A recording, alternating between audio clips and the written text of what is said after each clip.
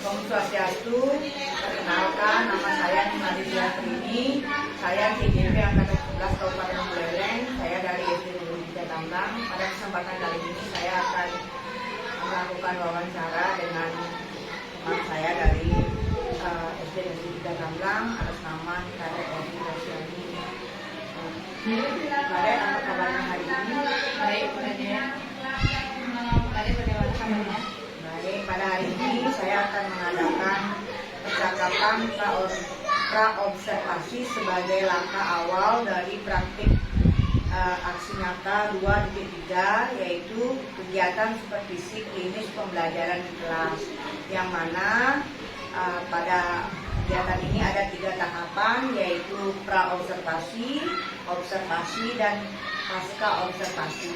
Adapun tujuan supervisi pembelajaran ini adalah untuk mengetahui, mengamati, dan memberikan umpan balik terhadap proses pembelajaran yang dilakukan di kelas. Dan ada beberapa pertanyaan yang nantinya saya ingin tanyakan sama Ibu. Yang pertama, apa saja tujuan pembelajaran yang ingin Ibu capai nanti? Baik, terima kasih. Jadi pada saat nanti pelaksanaan observasi itu kebetulan materi yang saya ajarkan itu adalah pendidikan Pancasila. Pada materi hak dan kewajiban anak di sekolah, di rumah, dan di masyarakat. Jadi dengan materi tersebut tujuan pembelajaran yang ingin saya capai adalah siswa mampu mengidentifikasi contoh hak dan kewajiban di sekolah, di rumah, dan di masyarakat. Kemudian siswa mampu mengaplikasikan hak dan kewajiban mereka di sekolah, di rumah, dan di masyarakat. Baik, Kade. Kemudian area pengembangan yang mana yang ingin Ibu capai? Baik, untuk area pengembangan yang ingin saya capai itu adalah saya dalam proses pembelajaran nantinya ini mengembangkan pembelajaran yang berdiferensiasi, yang terintegrasi pada pembelajaran KSD. Dalam pembelajaran terintegrasi ini, metode, model, dan media pembelajaran apa yang nantinya Ibu akan gunakan?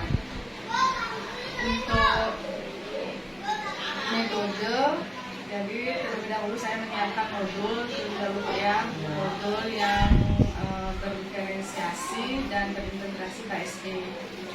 Jadi sama, ada kegiatan pendahuluan, inti, dan penutup. Jadi untuk metode pengajaran mungkin saya jelaskan secara langsung sedikit materinya sebelum saya ajak siswa untuk menyaksikan sebuah video yang berkaitan dengan hak dan kewajiban mereka di rumah, di sekolah, dan di masyarakat.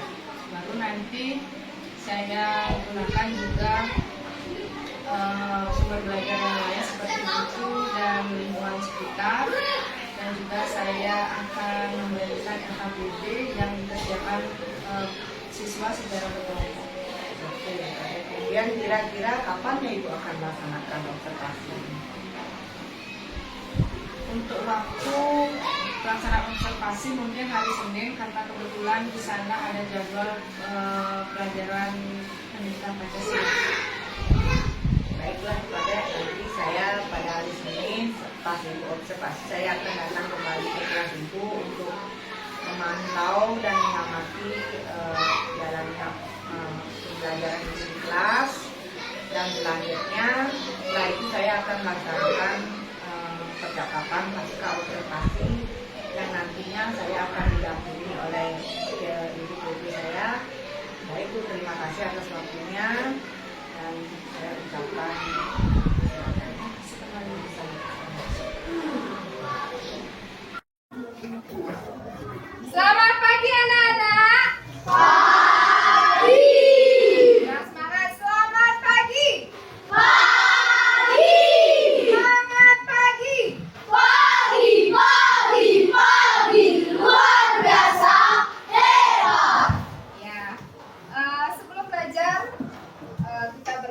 terlebih dahulu ya, supaya apa yang kita pelajari hari ini bermanfaat bagi kita semua. Silakan Ibu minta ketua kelas atau yang mewakili wakil ketua kelas, saya silakan pimpin doa ke depan.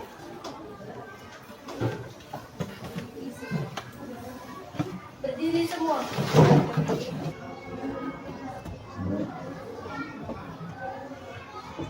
Doa selesai. Silakan duduk, Tiara.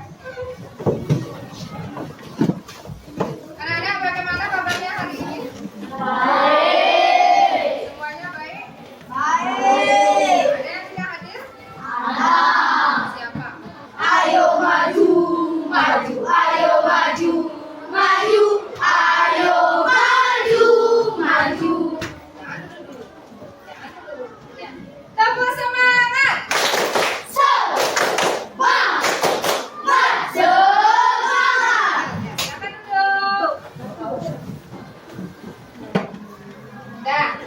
Nah, kemarin kita sudah belajar tentang hak dan kewajiban. Pengertian hak dan kewajiban. Ya. Siapa yang masih ingat apa itu hak? Yuk. Hak adalah apa? Apa itu hak dan kewajiban? Ya, berarti sebelum anak-anak menerima hak, berarti anak-anak harus melakukan suatu yang namanya kewajiban. Nah, kemarin kita sudah belajar pengertiannya dan sekarang kita akan belajar masih sama materi hak dan kewajiban. Oleh karena itu Ibu minta anak-anak tolong nanti saat proses pembelajaran ikuti kesepakatan kelas kita. Yang pertama kesepakatan kelas kita adalah apa? Fokus kalau belajar di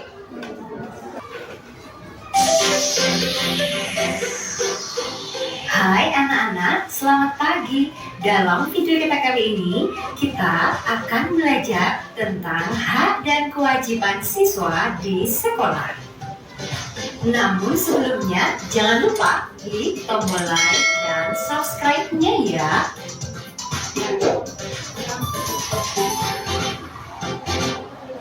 Tujuan belajar kita kali ini agar kita dapat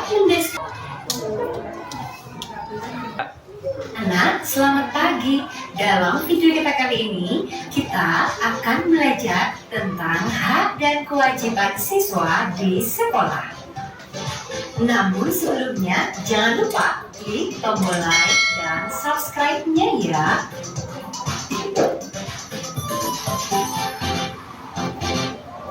Tujuan belajar kita kali ini agar kita dapat mendeskripsikan hak dan kewajiban kita di tata tertib dengan cara datang tepat waktu.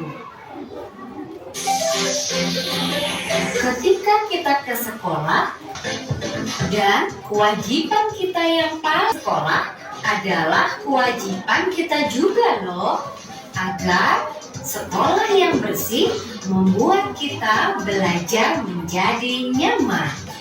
Sudahkah anak-anak melaksanakan kewajiban anak-anak sebagai seorang siswa di sekolah? Contohnya apa? Membersihkan ruang kelas. Anak-anak sudah duduk dalam bentuk kelompok? Ibu kasih nama kelompok 1, 2, 3, 4, 5. Oke, ingat ya, 1, 2, 3, 4, 5. Jadi ada 5 kelompok ya. Nah, sebelum kita belajar dalam bentuk kelompok, kita ice breaking dulu ya. Silakan berdiri semuanya. Silakan cari posisi berjamaah.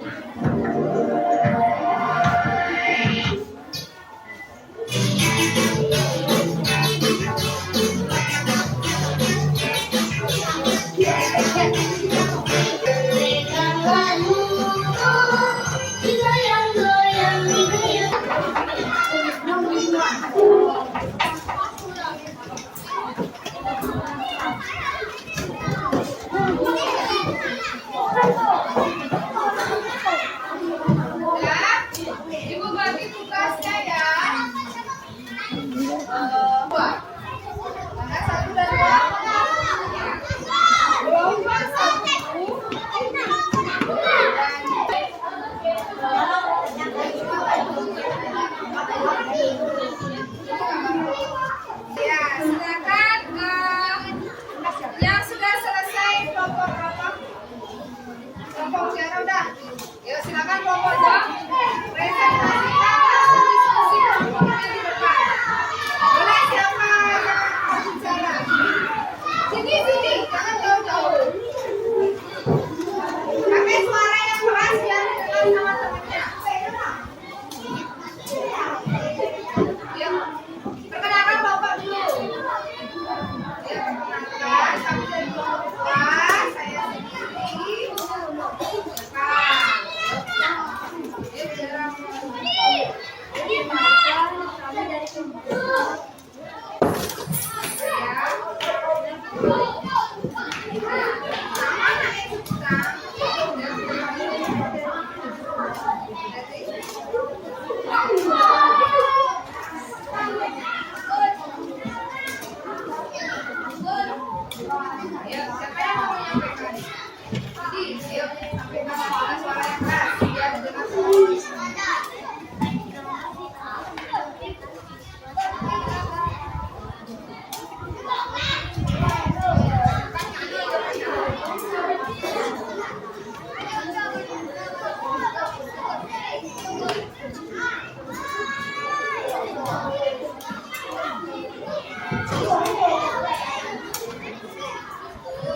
Ya, coba perhatikan kelompok 2 mendapat tugas mendeskripsikan gambar. Ya, dari hasil deskripsi kelompok 2, gambar tersebut adalah gambar siswa sedang melakukan kegiatan pembersihan di kelas. Ya, ada siswa laki-laki yang menyapu atau membersihkan meja dengan sabun. Perempuan ada yang merapikan tas rumah dan gambar di depan itu termasuk kewajiban. Jadi sudah tepat ya apa yang dipresentasikan kelompok 2. Kita beri tepuk tangan dulu untuk kelompok 2. Tepuk hebat aja, berapa kali tepuk hebatnya? Ya. Tepuk hebat. Kamu hebat, saya hebat, semua hebat, hebat. Ya, silakan untuk kelompok 2. Ya, sudah ya. Yang lainnya Ibu lihat tadi sudah bagus kerja kelompoknya. Nah, sekarang sebelum kita lanjut,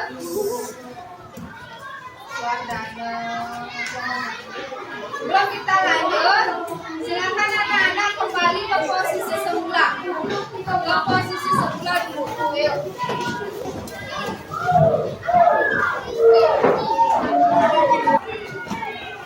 Sudah ya anak-anak, tadi kalian sudah bekerja dalam bentuk kelompok. Nah, sekarang Ibu kasih soal supaya anak-anak lebih memahami materi hak dan kewajiban. Seberapa anak-anak sudah memahami materi hak kewajiban di sekolah, silakan dikerjakan. Ibu kasih soal 5 soal saja ya. Soal untuk 1, 2, 3, 4, dan 5. Silakan dikerjakan di masing-masing. Kerjakan secara mandiri. Jawabannya saja. 1, A, B, C, atau D. Ya?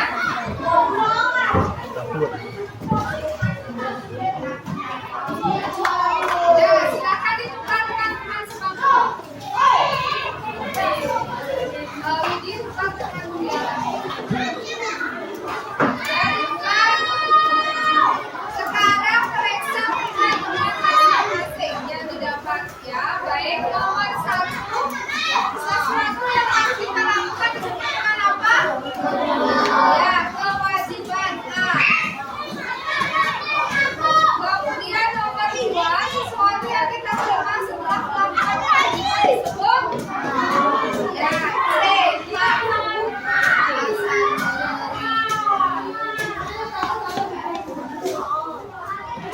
Nomor 3, kemampuan dari segala sesuatu yang harus didapatkan oleh setiap orang yang telah ada sejak lahir. Bahkan sebelum lahir dinamakan apa?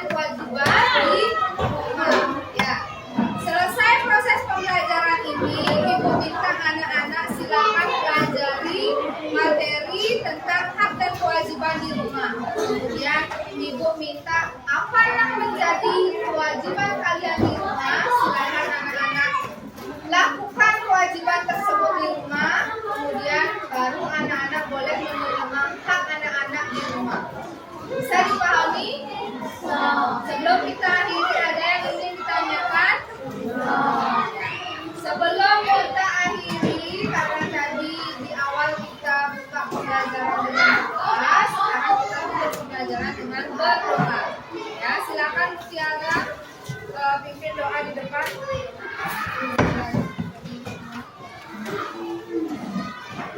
Diri semua.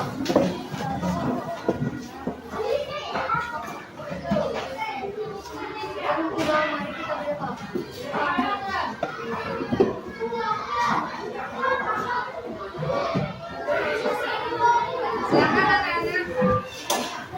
Boleh.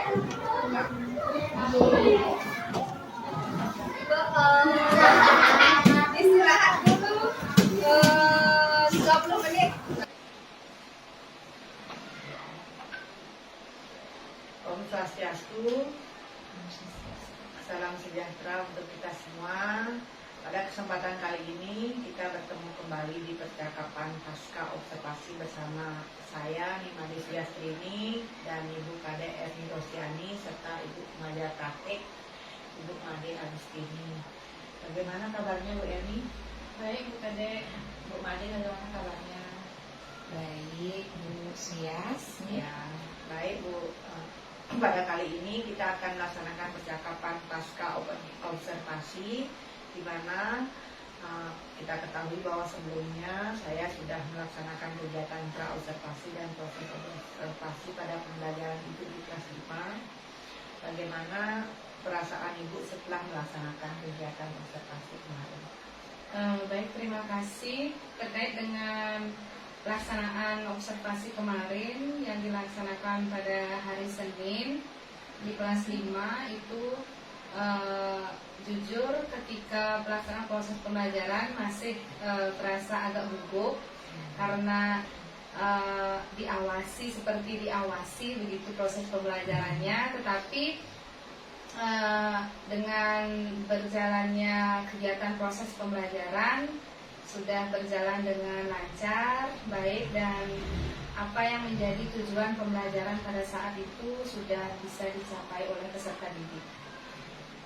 Oke Bu Erni, kemarin saya juga sudah melihat bagaimana proses pembelajaran Ibu di kelas dan apa pengembangan yang ingin Ibu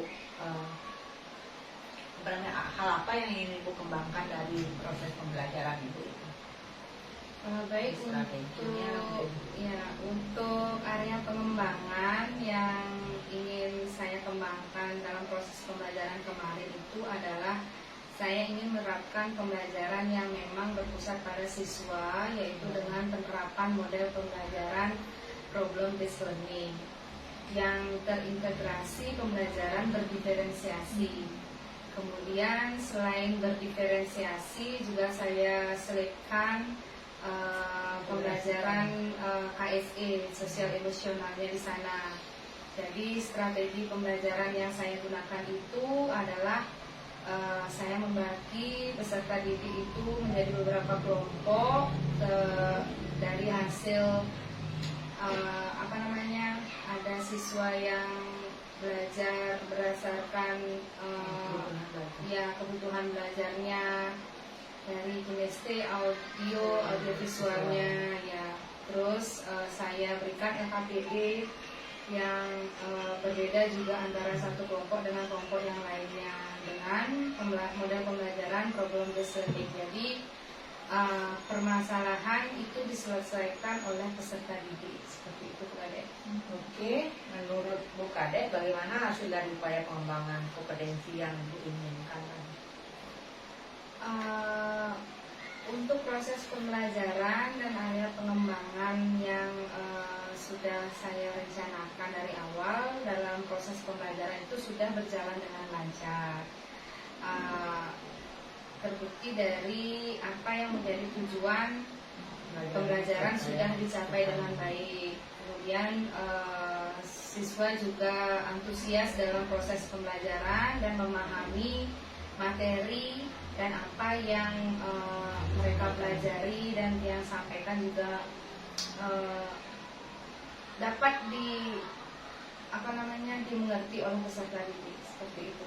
Kemudian ada hal-hal yang perlu Ibu kembangkan kembali atau ada kekurangan dalam proses pembelajaran Ibu yang kemarin itu? Tentu ada dalam proses pembelajaran kelemahan dan ataupun kekurangan selama proses pembelajaran kemarin yang dia rasakan itu adalah meskipun siswa itu sudah terlihat aktif beberapa, jadi masih ada juga siswa yang masih perlu bimbingan, dalam artian masih perlu diarahkan, ayo ini lakukan, kerjakan LKPD bersama kelompoknya gitu. Kalau tidak diarahkan mereka hanya diam. Ada beberapa siswa yang seperti itu yang lihat dalam bekerja kelompok.